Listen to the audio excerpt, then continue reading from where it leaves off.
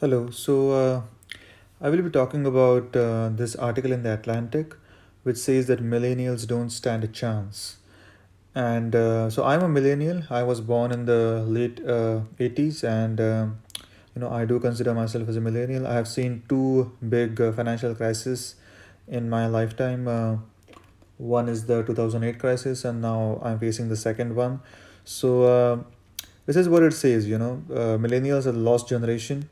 To be honest, every person who was born in the late 80s or the early 90s, um, in most of the developed world, they had a whole lot of debt on their shoulders by the time they were born itself. So uh, the good thing, the fun part of this entire thing is that millennials, as this article says, millennials make up a whole lot of bartenders, half of restaurant workers, and a large share of retail workers.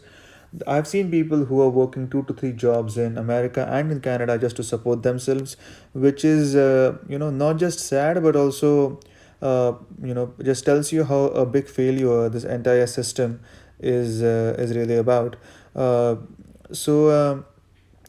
All I can say is that I'm really not surprised by this.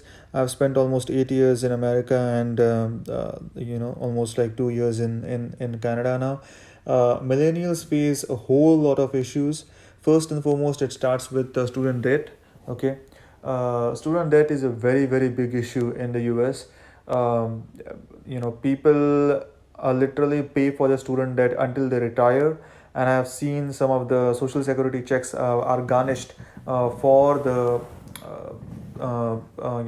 student loan debt. So it's a pretty scary scenario, and all I can say is that millennials are having a really tough time nowadays to even set up families or um, start with their lives.